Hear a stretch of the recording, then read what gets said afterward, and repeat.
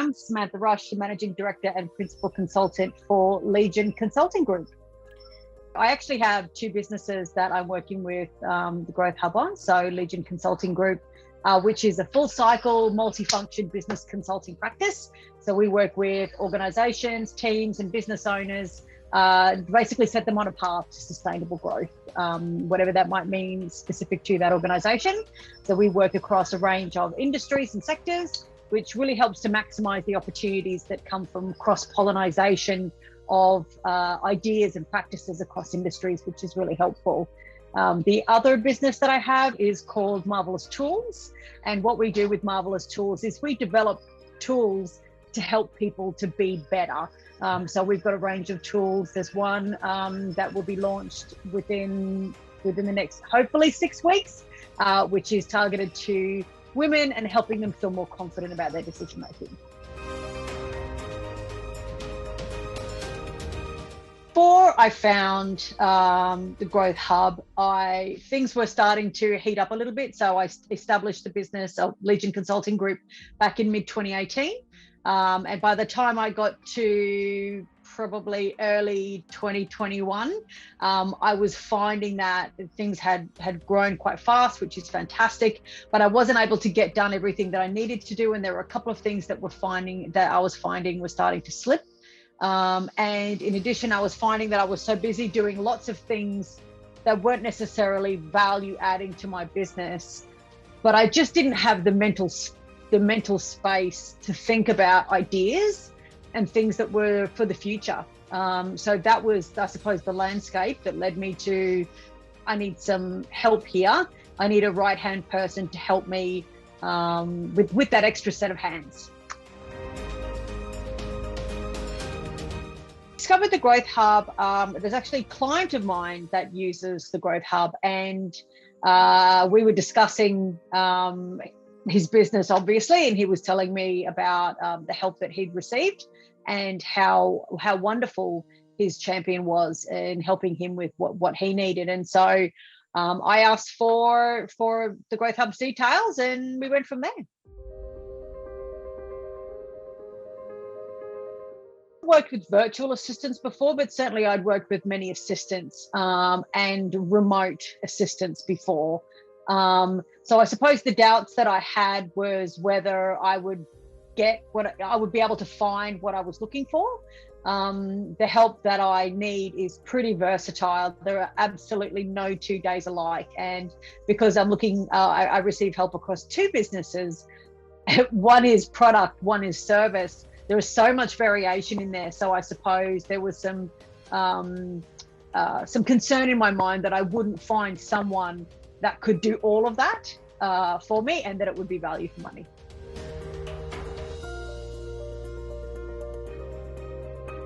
For me, the templates and such to help me be clear on what it was that I needed and to be able to articulate what it was that I needed was helpful.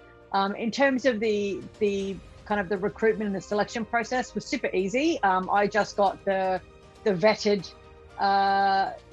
candidates to review their details and to interview. So in the end, I interviewed 2 people, which really cut through a lot of the, I suppose, a lot of the time-consuming part of not only advertising, doing that, interviewing a million people to then do, I suppose, select the right person. And then, of course, any paperwork, didn't have to worry about any of that. So it was pretty easy. In terms of the onboarding process, again, was really, really easy.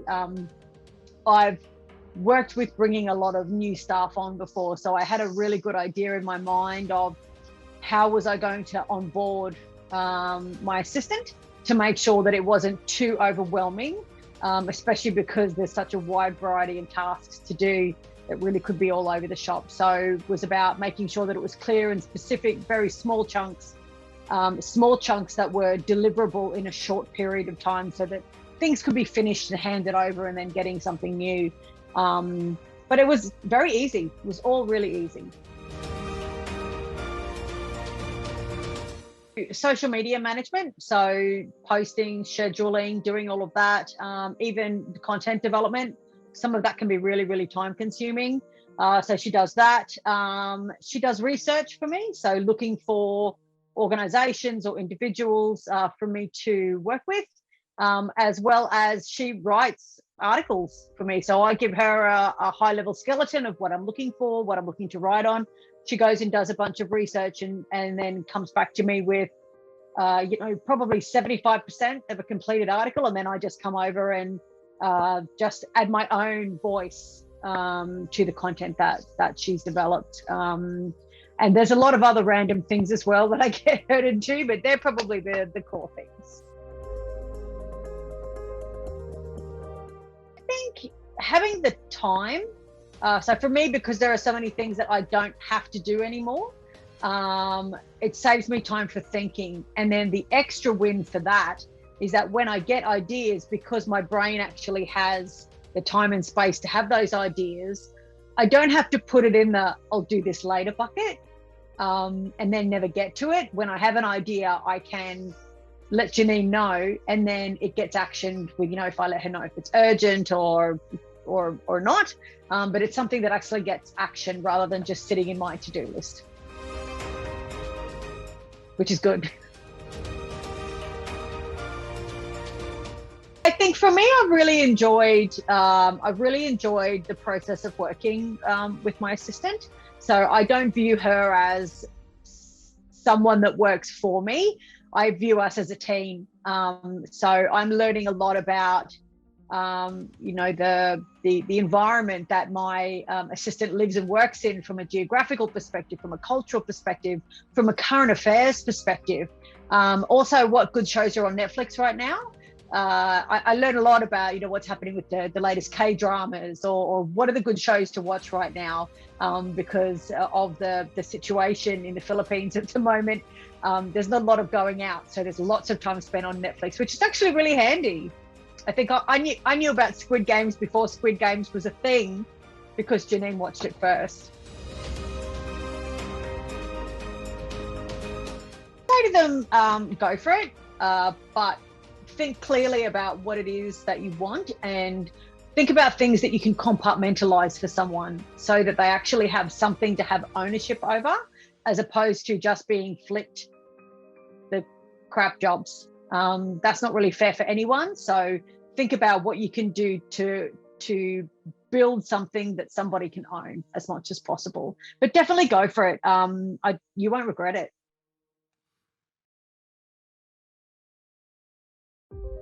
I think, I suppose the difficulty for me is because the Growth Hub was recommended to me by one of my clients, by someone who had been working with them for like a year. I actually didn't go and check out any other providers because I didn't feel that I needed to.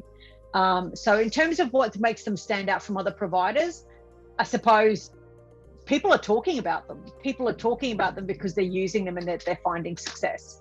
So how they compare with their competitors, I actually couldn't tell you.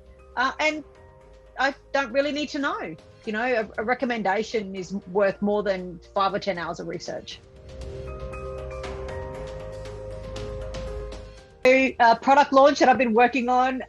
So the product I've been working on since October last year. So it's been a really long time in development. I'm super excited for the launch of that. Have worked with a range of really talented women to bring this product about over that last 13 or 14 months. So really looking forward to launching that, because I think it's going to be helpful for a lot of people. In terms of Legion Consulting, I've got a collaboration that I've been working on with some other great consultants to develop some innovative service propositions. So I'm really looking forward to seeing that solidify and bringing that to life.